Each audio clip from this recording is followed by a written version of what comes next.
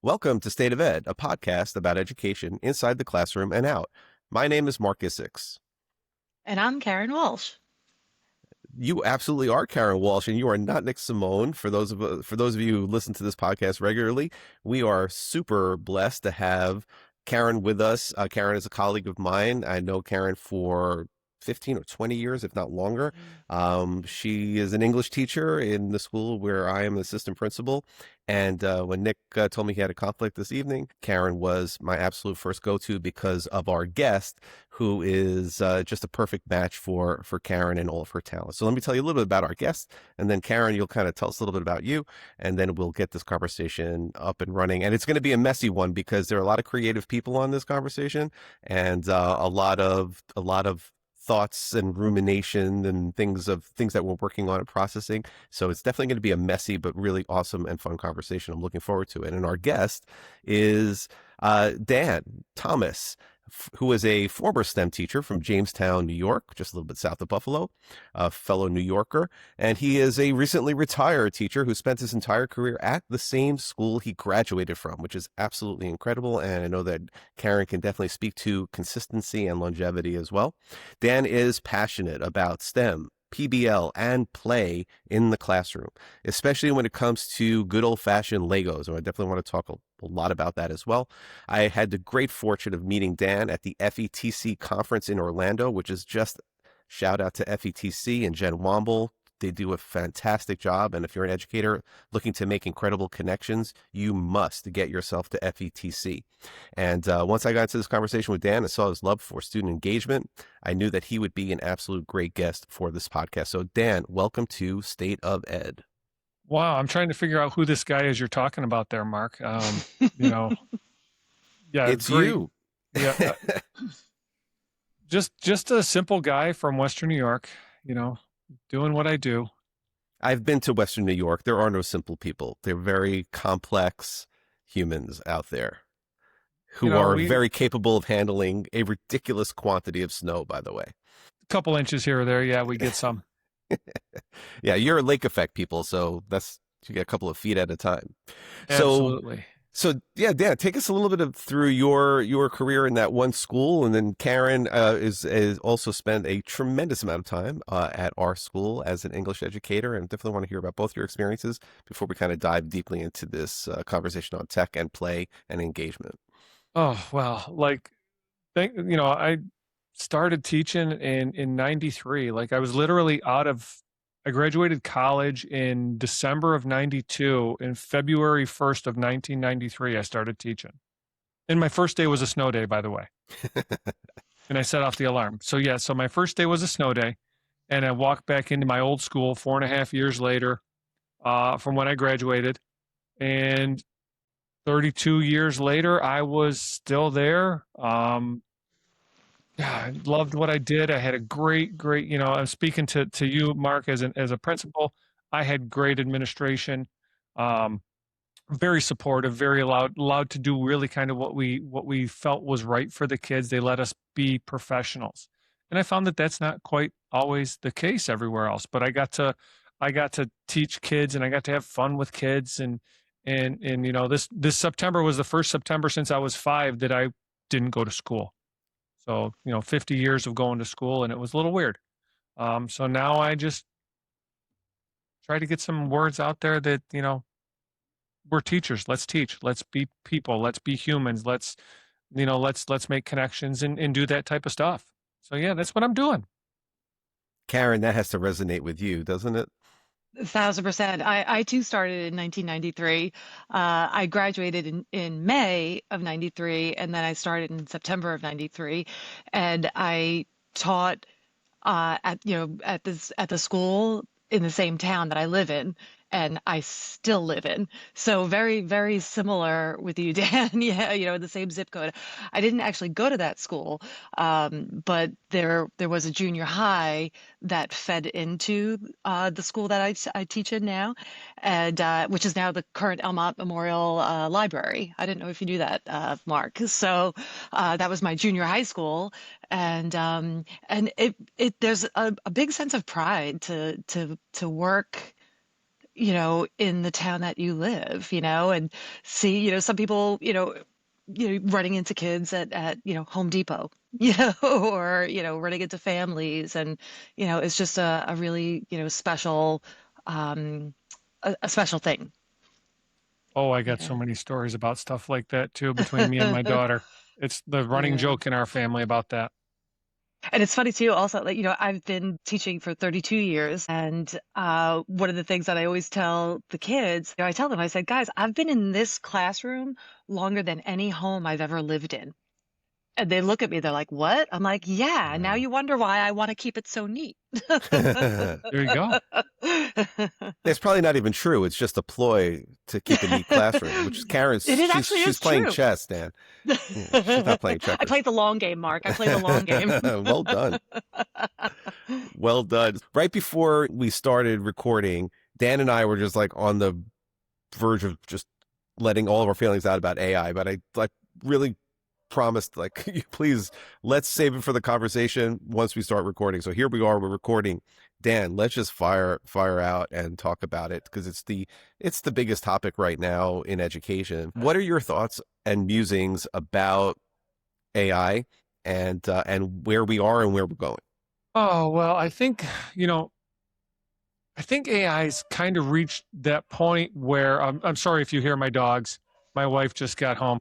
Um, two beagles, you can never They're excited to too see her. quiet. But I think we're at a point now where AI is saturated, right? And it's only 2 or 3 years old at this point. But I think that we're at the point where teachers are beyond the teachers that at least I talk to are beyond the, yeah, what can it do for me? Hey, this is cool. And into, well, how can I use it? How can I use it so it makes my job better with the kids? So I think we're getting kind of into that implementation stage and away from the, ooh, look, new shiny stage. And that's a big, big step. And that's kind of a mind shift thing too for teachers to do when we're getting there, because it's not going away. And it's very similar. If you look at kind of the arc that AI has been taken, if you go back to when Google hit the schools and when the internet came into schools and when the math teachers started using calculators and YouTube, it's the same arguments. Well, the kids are going to cheat. Well, you know what? The kids are going to cheat. Sorry, man. Kids are going to cheat. And if you give them an assignment that they can throw into Chat GPT and get the answers, then I'm sorry, that assignment's not very good. If you're just asking regurgitation stuff, sorry, that's not what it's about anymore. And so, yeah, I mean, that's where it's going. It's going to make learning deeper and more applicable, I think, is the arc it's going in. Kara, what do you think about that? Because what's special about you and Dan, from my perspective, is your willingness, not even just willingness, like your absolute, like, hell-bent desire to continue to innovate throughout your entire career and not just like plateau early and just kind of ride it out, but really just continually finding new challenges to tackle, new things to learn, new things to employ, taking those risks, having some flops, iterating, making them better, but still the willingness to do that well into your career, where the average teacher perhaps does not have that same willingness. So, and I know that you've experimented tremendously with AI already in just, like Dan said, just the last couple of years where it's really come onto the scene. So what's your reflection in terms of what Dan just said? Two things I want to say: that I love that he talked about we're past the shiny, oh, look what we could do stage into implementation. I think that is such a wonderful way of putting it. And you said something earlier, Dan, also, and I'm fortunate now in my career to be working with wonderful leaders who are open to trial and error, and trying new things, and ooh, that did not work very well, or and Right. it's nice to have that support. So I'm grateful to you, Mark, and to Oh, the thank you. administrative team for that, and I think that's really important. So what was the question? Your thoughts about Dan's perspective about AI and Yeah. kind of like where we are and the creation of assignments or the recreation of assignments and the necessity to Yeah. do that. Yeah, it definitely you do have to spend, your time, figuring out like, okay, well, what's the skill that I want them to learn, and use the AI as a tool for them to learn that skill. Kids are still going to need to write a sentence, so Dan, sorry that I'm talking specifically about English, but students still need to write a sentence, but there's a way that you can make sure that they create a correct prompt, for using AI. There's still so much that you can do, and it is a shift, and it's exciting shift. I like experimenting with it. Mm. I mean, Karen, and not to brag in front of her, but like she literally changed her entire teaching philosophy and methodology just a few years ago because she saw I was going to bring something. that. I was going to bring that Oh up, yeah, go Mark, and ahead. I No, wasn't don't, yeah, sure if don't you let, want me to yeah, go. Yeah. please, So absolutely. I went to Niagara University, by the way, Dan. So I'm very Nice. familiar with Purple Western New York. Eagles. We're yeah, we're above the snow belt, so we didn't get as much snow as you guys. But I do have a minor in computer science, so I've always been like a computer, like I like that Hmm. area of study. But I also happen to have a passion for English. Fast forward, I also have my master's in library science, library and information science. So again, there's that connection Yeah. of the information sciences and kind of like marrying the two. So I've always been into learning new methodologies, and as Mark pointed out, I came across the MOOCs, the massive open online courses, and I happened to put upon the Modern Classroom project. Hmm. I was doing a flipped classroom with, I think at the time we had Schoology before COVID hit. The kids, when we had to go remote, my kids were already like good to go. We're like, all right, this is great. So I've always been really open to trying new things and try. I hate to say it because I'm really not a trendy person, but being on trend as far as tech is concerned. And Mark, you said one thing in there that I kind of want to point out too, which is huge. And I think this needs to go to the kids as well. You said that Karen tries things out, iterates, fails, and tries again. That's what we need in education, right? That's the if you do nothing else besides trying to get your kids to fail, and I think that's a huge mind shift, right? I didn't want to gloss over that, but that's huge, that iteration piece, because that's where I lived for 32 years. And I'm sure Karen did And too with yeah. writing an essay or a poem or whatever. Mm. You write multiple drafts. It's not one and And I done. and I love sharing with them too, just like even lesson planning. That's Yeah. my writing that I have to do, and how Mhm. I write a lesson plan, and it worked great for period two, but then I tried it with period three, not so much, and again Right. having to adjust and adapt. Exactly. Because that's what real work is like. That's what the kids are Mm. going to see when they leave when they leave our classroom. I don't know if you're familiar with Thomas Friedman, but I'm an avid reader of Thomas Friedman's work, and I'm probably going back. It's got to be 15 years ago. He wrote a column in the Times that said, well, there were a few columns in a series, but one was that average is over, Hmm. and the other was always be in beta, which is just such a great Yeah. phrase, right? You're just always Yeah. in beta. You're never just publishing, hitting publish on your whatever it is, idea, website, business, assignment, and you're done. You're never done because there's always something that is going to be in need of an update or a refresh. That's the world that we live in now. We used And to, yeah, we used to have a product, right? The company would make the product and that would be it. And I mean, Dell blew that up 30 years ago, right? The computer company like Gateway would make the computer and say, well, this is the computer. And now you could either buy it or not buy it. And Dell said, what if you like choose how you want your computer to be? And we'll just, make it for you and then ship it to you. And that from that moment on, it really just changed. Like everything is always in a state of adaptation and flexibility is a key component to that. And that's why I and I struggle I with the would canned curriculum and Talk the a little bit script. about that, Dan. Because like Karen said, right? Her first period class was totally different than her third period class, right? In teaching middle school, Monday's going to be first period, then Tuesday first period. You're going to get two different little Johnnies walking in the door. Um, Hopefully they've showered, but that's a different story. But that's Never what a that guarantee. Yeah. no, never. But if you're buying these programs and your school's buying these scripted say this and at this point, and you got to do this and do this way. And I think when some of the New York State stuff came out years ago in the new math and the Common Cores, that's kind of what they did and said, you have to do it this way. Well, you know what? That might work for a kid in Brooklyn, right? And that might work for a kid at Southwestern for me, but the kid at Jamestown down the road or the kid in Panama, that we share, that's not going to work for, right? And I think that's where I think AI comes, come in first circle here. Look at this. Look at me go. Well done. That's where the AI piece comes in, is like, you can take that scripted curriculum because it's probably pretty good, right?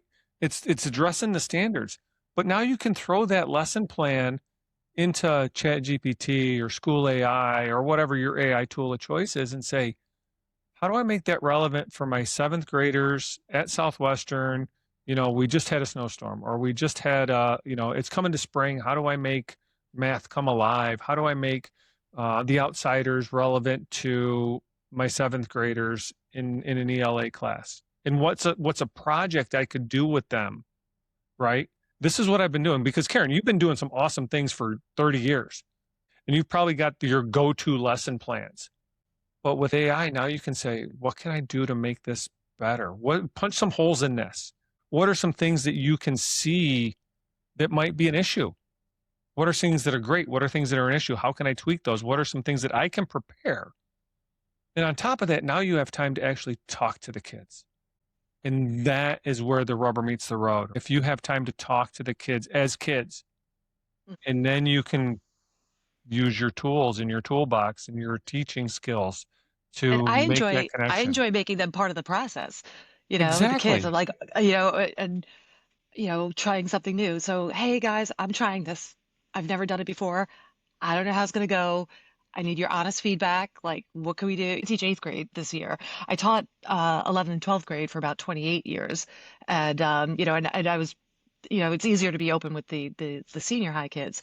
But with the 8th graders, like, I was a little reluctant to do that. But when I started doing it with them too, they appreciate it, You have to making them learn part of though. the process. Exactly. You have to Exactly. teach them. They're, Yeah. And as far as talking about the AI, it's so funny that you mentioned The Outsiders, because we're actually reading The Outsiders right now, and we're doing literature circles. But it's so funny because, like, I was just thinking today. I said, "Oh, you know what? I think next year, if I teach this again, I'm gonna." And I'm like, "Oh, wait, I'm not gonna be here next year." But it's that You have to rub it adaptation, in, and, don't you, and Karen? I You know, had I to know. rub I'm it like, in. but I'll share it with Miss Papaccio. I'll share it with her, and she can do That's it with what she her wants. kids. But it is exciting, and it is great to have that tool to say, okay, this is what I have. How can I make it better? And like you said, like, put into the prompt that I teach 8th grade in New York State, and right. this is a skill that I want them to learn. And and I even go so far as saying that I'm a 55-year-old, Oh, white exactly. woman named Karen, and we talk about stereotypes, and And you this, want to talk to and the so. manager and Right, exactly, exactly. Karen doesn't need ChatGPT's help with that one. She's got that all. I'm just kidding. Under lock and key. Exactly. But Dad, to go back to what you said, I really think there's like a wonderful opportunity here, just to kind of leverage on what you were saying. For years and years, there's been this mythology around differentiation. This is my opinion. I feel like it's always sounded great, but it's never really worked effectively because the ranges of abilities in a typical public school classroom, I can only speak to public school, 31 plus years in a public school education system, but the ranges of abilities are too vast and the teacher preparation time is too limited. So despite your intentions, you can't properly, by definition, differentiate for all of those. When I first started, I had 37 students in my class in Brooklyn. I mean, how for what in one period? You can't. So you can try to come close. You could try to like throw them into like, like batches, like small, medium, large, like right. good, medium, and like struggling.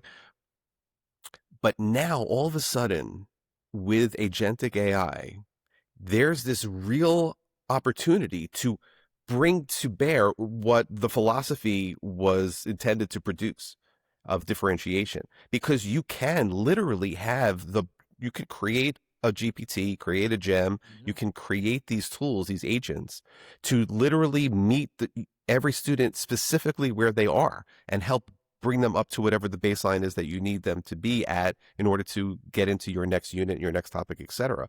And that to me is like super exciting because for the first time, the teacher has more power than they've ever had. Yeah. And if we fight that and we just try to take out the blue books that we wrote our essays in college and just say we're not using AI at all, then we're losing all of the good stuff. And I know there's bad stuff.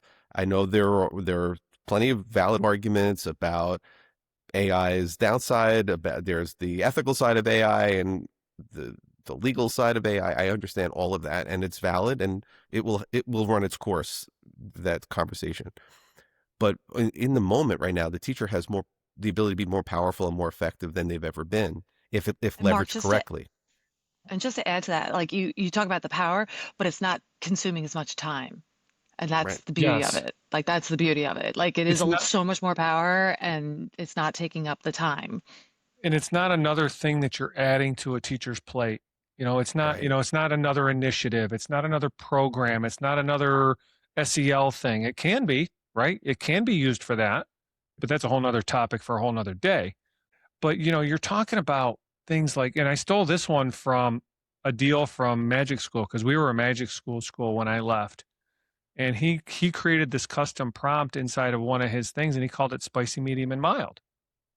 Right. Mm, So you could take that lesson plan that you're doing with the outsiders, and I had a button that said spicy, medium, mild. And what that did was in the background, it said, okay, let's make this, give me a version that's for a kid that's above grade level. So there's your spicy. Give me one for a kid that's on grade level. There's your medium, and give me one for a kid that's below grade level. And there's your mild. So now you're getting 3 versions of it, and you could print out the document, the questions, right? So Mark might get 2 questions where Karen might get, 7 that require some more thought. But you can do that in a second, in mhm. 5 seconds.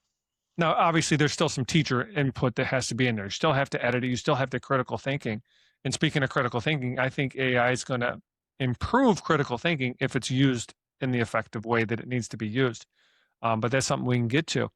But on the teacher side of it, right, you can create these documents, these questions, these scenarios that you want in during lunch, between blocks, between periods, you could do it, right? I mean, Mhm. and still have something that's pretty effective. Now, is it going to stink the first time? Absolutely.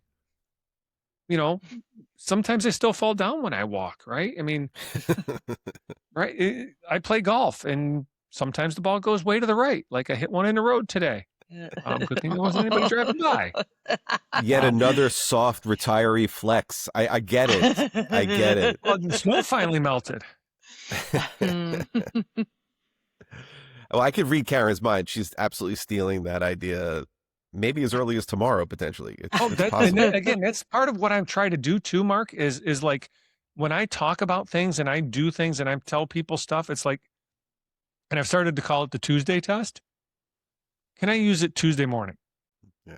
So you're going to class Monday and stuff like that. And can I, and I got to change. I gotta adapt. Can I use this without a high lift, low floor, high ceiling? Can I use it tomorrow? So I started calling it like the Tuesday test, right? Because I want something that it doesn't do any good to get to learn these tools if I can't use it by myself tomorrow. Otherwise, if Mark has to come in and sit and hold my hand, Mark's busy. Karen's busy. Your IT people, yeah, you're just, watching ESPN and filling out discipline forms, Pretty much. putting kids in ISS. But no, but I mean, like, if you can't use it tomorrow, then what's the point? To go back to what you're saying about like the shiny new things, like especially, during COVID, there was such overwhelm because there were so many shiny new things. And it took me a minute to say, okay, these are all great, but I can only really use 1 or 2 of these because I'm overwhelmed and that's great. And what I love about today's technology and specifically the AI component is that it's also very intuitive.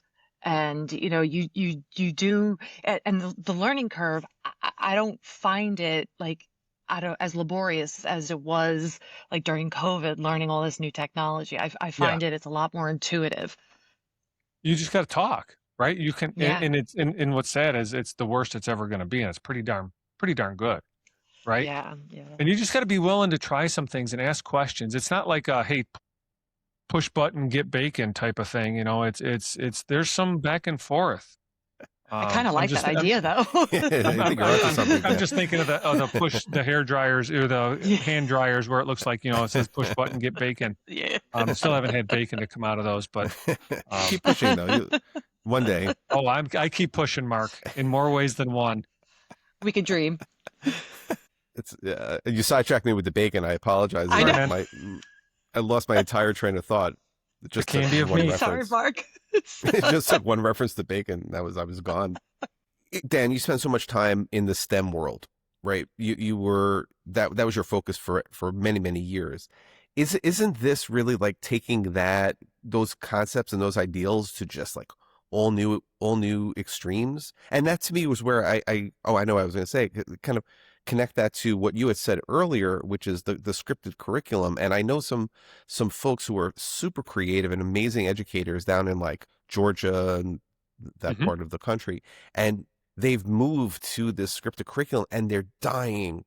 They're absolutely dying in the classroom because they want to be themselves, because what they offer is spectacular to kids and they're being shackled. And then AI has the ability to kind of like unshackle everybody and let them fulfill their full innovative and creative potential. And I just feel like it's the complete wrong direction to be going at this particular time. And so that's kind of like one thought. And the other thought is like how this is in some ways like a continuation and like on a nuclear level of what you've been preaching and doing with STEM for the large part of your career.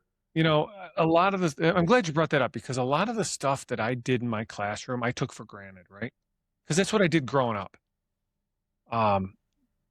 That's what I solved problems. We did projects. It didn't work. We had conversations. Things spectacularly, epically failed, and we celebrated those.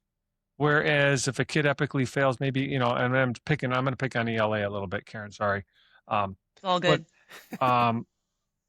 if a kid writes an essay and you take it home back in the typical you take it home over the weekend, you grade it, you mark it up, and you give them some awesome feedback.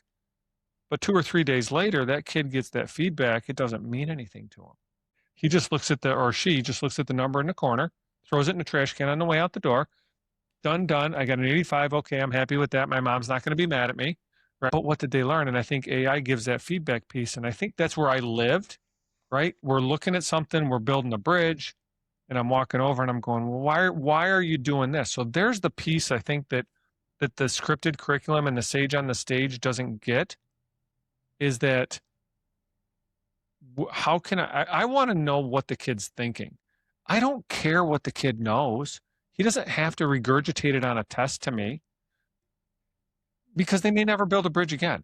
And no offense, Karen, I've never written a limerick again. I haven't written a poem in years. Now I could do some pretty good limericks, but right, because we're getting into that season now where you're going to see the things on Facebook to go back to the Pythagorean theorem.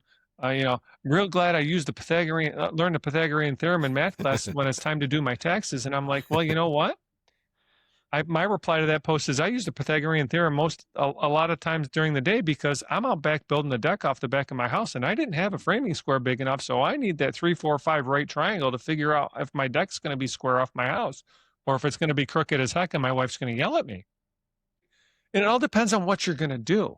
You got to have those conversations. You got to give that feedback and you got to have that iteration. And I don't know if I'm answering the question or not, because I think I went down a rabbit hole here, but that's where that project piece comes in. And that's where some just talking to the kids and I want to see them. I want to see how they're thinking, because with AI and with Google and with the internet and everybody having a cell phone and a device, information isn't the premium it used to be. Knowledge is, how are the kids going to learn it? They're going to use it, right? Great example. This is an example I use a lot. I had a kid in one of my last classes that Smart kid wouldn't do area and volume in math class, didn't find it interesting. All he wants to do is pour concrete with his father, right? He wants to pour driveways and sidewalks. I can guarantee that kid 10 years, 4 years, 3 years when he's out of high school will show up at the end at your house, stand at the end of your driveway, go, yeah, it's 16 by 40. That's X number of cubic yards. That's going to be $200 a cubic yard for concrete plus a $50 an hour for labor. It's going to be $6,000. Well, why can that kid do that now? Because it means something. And I think going big full circle here, AI allows that to happen. Well, AI allows that piece, the outsider piece, to how does that relate to a kid in, I don't even know where you live, Karen, I'm sorry. How does that relate to a kid in Jamestown? Because we don't have, Yeah. sorry, we don't have street gangs in Jamestown. I'm sorry. We have Amish. Yeah. Sorry, I think I went down a couple rabbit holes there. I love a good rabbit hole. And I think it's fun for the kids to go down those rabbit holes too. Yeah. Like You having gotta fun with that. You got to Like giving that show time to how they're play. thinking, right? You got to see how they're thinking because that's the important, that's what's going to serve them well when they leave our classroom. Yeah. And that's the exciting part too, Mark, that you've been sharing with us in our team meetings about like the gem and like, well, how can I use something like that to provide feedback in a paragraph and have them maybe write a paper copy of a paragraph, like this is the prompt, this is the whatever, and then incorporate that AI piece and how to make it better, and then see if they could emulate that in their own writing. I mean, being a good writer is by copying other good writers. It's Right. iteration. It's no Yeah. different than the engineering class or your computer science class or your shop class. Or here's an interesting thought. Your football team, your band director, right? Art, right? You want to see iteration, you want to see visible thinking, go visit those people. Don't go to an ELA convention. Don't go to an ELA session. Go walk down the hall and go to basketball practice and see your coach doing fundamentals, right? Every day. Mm-hmm. See them talking to the kids. See them physically doing something. Get them out of their rows. And so you go visit. What's it going to take? 20 minutes? You're talking about process over product, really. That's the exactly. key, And that's right? where you're a PBL guy, you're a STEM guy. Yeah. Like it's all about the process over the product. Like you try it, if it works, what did you learn from it, and how do you make it better? If it didn't work, what did you learn from it? How can you make it better? Like everything is always working towards improvement. We're all works in progress. So, but it's the model of education for a very long time was not that. The model of education was, I'm going to teach you something. You're going to regurgitate it back. If you get it correct, you will receive a certain mark and then it'll be done and you'll never have to do that again. That is the antithesis of what we're talking about. Yeah, now, along the way, people learn how to think as a byproduct of that. But the problem is now that, like you said, the information is literally at everyone's fingertips. I tell a story to anybody who's still listening to me at this point in my career, which is not many people. My dad was an AP in Brooklyn, and when I was in elementary school, we would have the ritual of getting our textbooks, and then we'd have the ritual of covering the textbooks. And my family being blue collar, we're not getting bougie, store-bought, fancy book covers. It was Wallbaum's brown paper bag with the stain from the thing that leaked. Like you're taking it, that's all we have, and that's what you're using. So that was all part of the process. But the other part that I was very fortunate is my dad would write down the publisher and the book title, whatever it was. Then he'd go back to his elementary school, check the book closet, which fewer and fewer schools even have them anymore. And he would find the teacher's edition if they had it, and he would bring me a copy of the teacher's edition. And I felt like Thanos with like all the Infinity Stones because because having the answers was the most important thing. It was the Holy Grail.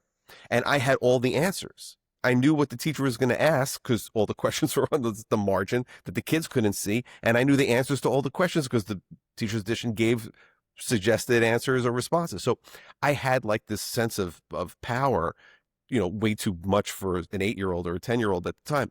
But now every 8-year-old and every 10-year-old and every 12-year-old has that times infinity. And so now the game has shifted, because I don't have to show up as a student to the class to find out from Miss Walsh, my English teacher, who Ponyboy was, or what the central conflict was, or what the theme is, or because I could literally find that out if I want to on my own at any time on the couch, on the toilet. It doesn't make a difference. I don't have to take a bus, get up early, wait in the cold, deal with that knucklehead who's always sitting 2 rows behind me and throwing things at the back of my head. Right? I don't have to deal with any of those things, and I can Mm-hmm. still get the information. So like, we have to make school attractive to the students in today's setting, knowing all of these things and understanding all these things. And I think, like you and Karen, that I'm very optimistic. Like, this is a wonderful opportunity to go into areas and territory that we've never gone into, that's more powerful than anything that we've ever done in the past, if we're led that way, if we are open and optimistic and collaborative in that way. But if we're still trying to like play school from 20th century, then we're going to have a Baseball. real day of reckoning, because those are two paths that are not aligned whatsoever. Let me ask you this question, and I'd like your feedback on this. Why do kids come to school? Seems a simple question. That's it. Why do you think, Karen, you can chime in too? Compulsory education law. Well, there's that. I think there's a social aspect, of course, like they need to be around each other Yeah. and Kids don't come learn to from school to each watch other. us work. And you could stay up late Sunday night making that awesome lesson plan for Monday morning. Kids don't care. They don't come to see us work, right? I learned this from my daughter's swim coach. Like, my daughter was a swimmer for many years, spent too many hours at the pool. And, that's a sport that is tough, right? You put your face in the water, you stare at the line at the bottom of the pool for 2 hours and you can't breathe. And it's the only sport you get yelled at for breathing too much. Um, but he's like, why do kids don't come to swim practice because they love it. They might like it a lot, but they don't come. They come because it's where their friends are. It's social. It's not, their whole goal isn't to get smarter. It's sometimes it might be to see what we can get. Can we get under Miss Walsh's skin today? Or what can I I The get always tell answer her? them is that. no. I always tell them that their job is like to test their boundary, test boundaries, and that's your job. Exactly. Like that's yeah. The only It's thing our job to I'll push push back back. slightly on what you said. Exactly. I'm going to push just gently back a little bit on what you said, Dan. Only to the extent that, like, I do believe firmly that that lesson plan, or that whatever it is that you're crafting for the students, Yeah. you can, as that great educator, create the conditions where Hmm. students learn to care about those things that you care about, and you can create that environment and support that environment. It's a very delicate dance that you have to do, and you have to like keep that flame going and introduce it and fan it the right way and feed it the right way. And someone like you, someone like Karen, I know you've made a lifetime of doing just this. So students, while they maybe originally came for A, are now returning for B and C and D. So I Yeah. don't want to, because otherwise I don't want to take away the enormous power that I truly believe that educators do have and do wield, because Oh, yeah. educators changed the lives and the trajectories of everybody, sometimes negatively, hopefully most of the time positively. And the reason that that is because you take the most successful people in the world. Like, I used the example of like Adele. She was doing her residency in Vegas, and she's used to performing in front of millions of people and making millions of dollars and everything else. And everything, she's pretty seems to be pretty cool with it. But then she's in the middle of performing and she sees one of her teachers. I don't know if you saw this video online. Yeah. And like, she completely, everything stops, the show stops, the singing stops, and she just starts crying and hugging this person. And, so to me, the ability of an amazing teacher to have that kind of connection and change the lives of a person, that's, Yeah. we're doing the jobs that we're doing because somebody influenced us in some incredibly profound way, or maybe multiple people in all likelihood. So, and some of that comes through, that love comes through the lesson plan. Some of it comes through just the way you say hello. Some of it comes through the high five. Some of it comes from the hug. Some of it, but it's all of it, in its totality. Yes, because we've all had that student going back to Karen back at the grocery store, at the Home Depot with the kids in the community, right? Um, that's the best part. I was out for dinner the other night. One of my former students walks up and starts talking to me. That's what it's about. Because if you think back to, what do you remember from school? You don't remember the worksheet. You don't remember the essay that you wrote. You don't Right. remember the math problems. You remember the time the physics teacher blew up the physics lab, right? You remember the Right. time that Mark let the goats go in the school for the senior prank, or the year the seniors wrote seniors on our and spelled seniors wrong in the graffiti wall. It was hilarious in 6 foot letters.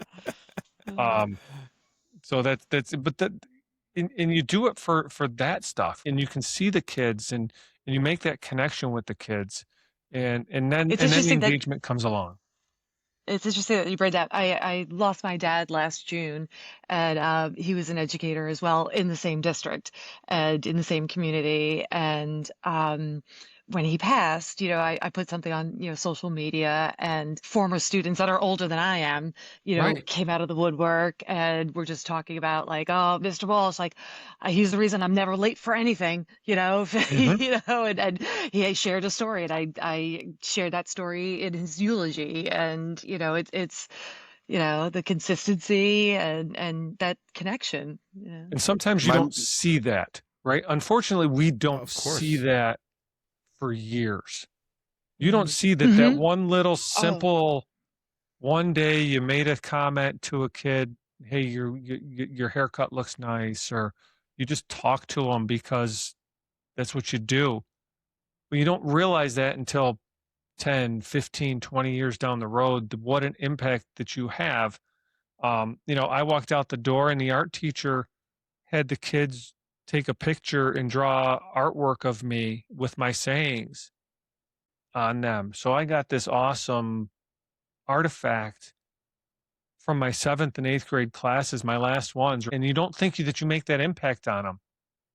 And I'm never gonna, that's gonna go sit front and center over any other award, whatever, because it Came means from your that's your kids. body of work, right? And I don't want Mm. to get too philosophical and touchy feely on any of this stuff, but that's where, you know, that art of teaching, that the scripted piece, that's where that, being a person comes first, right? That's where being, making that connection with the kids and being able to be, a little fun with them and have, because they're, at the end of the day, I don't care if they're 6, 12, or 18 or 55.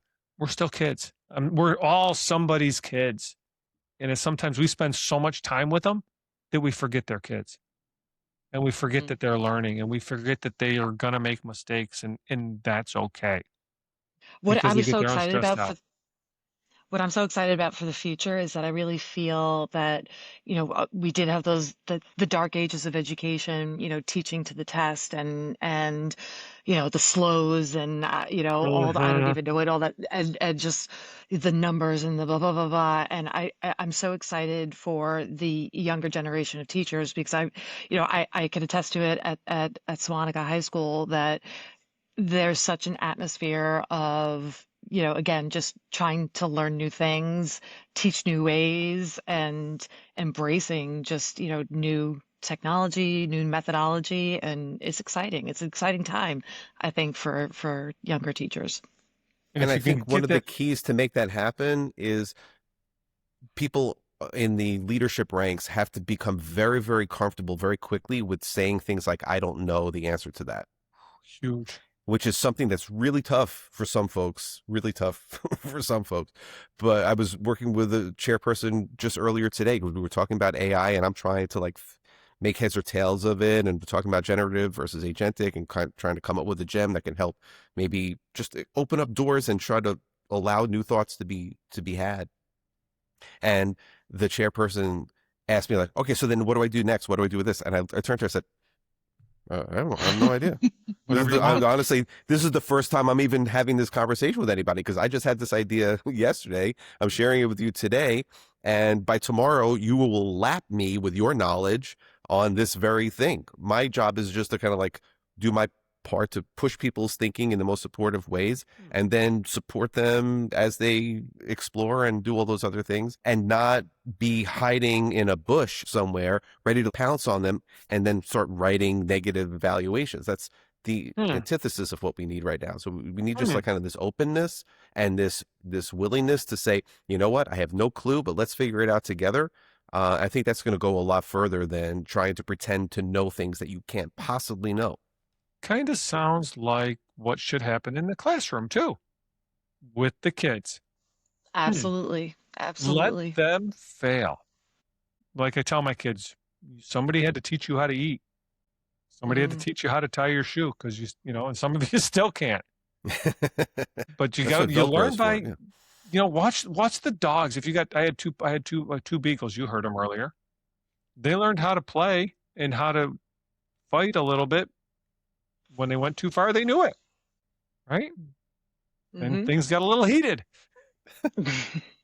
And For I'm the sure Beagles or for you? that too. I'm sure I'll push a few buttons with my wife later on that I'll learn not to do that again. Well, you're better than I am because I still haven't learned. Oh, yeah, I still won't learn. So Dan, let's wrap up the conversation because I feel like I could have this conversation literally all night, but I want to be respectful of your time and Karen's because we both have to get up to work tomorrow. Yeah, Even I though gotta go Dan to the does not, pool. he'll be playing golf again.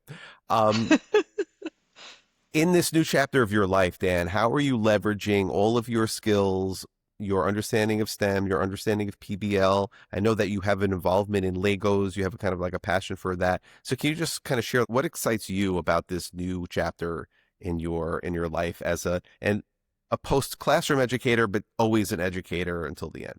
Yeah, thanks, Mark. Well, I, I guess it's the realization that like some of the things that I did in my classroom for 30 years, not everybody's doing. And we build things like you talked about Lego. I'm even have my Lego bricks here that I've been playing with. They're on my desk all the time. That's just the tool I use. I choose Lego, and I don't want to necessarily be known as the Lego guy. It's just the medium I like to use. It could be craft sticks, it could be popsicle sticks, it could be a whiteboard, whatever. Anyways, but I use that because if you use your hands and you're doing something, then you're using a lot of skills and then you can have something to talk about. So if you're doing a Socratic circle. So what's my next step?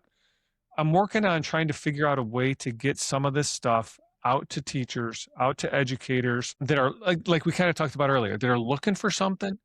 They don't know necessarily what they're looking for, but they know what they don't want, and they don't want what they've always got. And I'd love to go into schools and work with teachers and stuff like that, but I want to be that guy that shows up on the staff development day, does his 2 hour shtick on the stage, and walks out of With a there shiny new thing. with with hey, we're going to play with Lego today, or let's talk about engagement, and these are some strategies, and here's 10 things you can do tomorrow, right? Here's 10 tips and tricks, all this stuff. I want to come in and I want to sit down with Karen in her classroom for an hour and say, how can we make this work for Karen? And I think we need to take that whole mindset too into the classroom. Like little Johnny comes in. How can I make this work for Johnny or Susie and Alex and whomever that's walking into my classroom on a daily basis? And just getting that word out there. And that's through, talking to people like you, going to the conferences like FETC. I'm in fact going to the Michigan conference here in a couple of weeks in the end of March. Cool. And we got a couple regional ones here in New York State that I'm heading to over here on the western side. But just getting that out there and saying, these are some things that we can do that isn't another thing on your plate. It's not another initiative that the school has to buy. To me, it's common sense, which, the old saying Not goes, always so common common. sense isn't so common. So just how can we make what the kids are doing applicable and visual, and how can we see and document what they're learning, not just the product at the end of it? I don't know if that answered the question or not. It definitely did.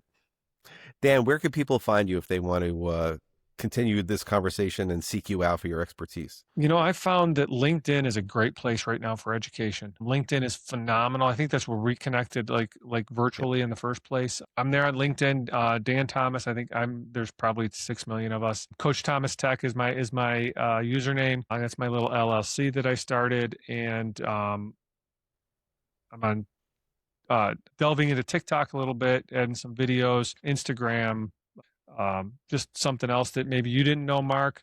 But for about the past 5 or 6 years, I take a daily selfie and post a dad joke with it. I didn't Because know that. That's because dangerous information for me to have. At least that's um, what my kids would be saying right now. because I wanted everybody takes the first day of school picture. So I took the second day and the third day, and then you know how it goes, Mark. You get challenged, you can't back down from a challenge. So I had to take it every day. And then I got bored with that. So I started adding the dad joke. And I'll tell you what, just the number of people that like that makes my morning every day.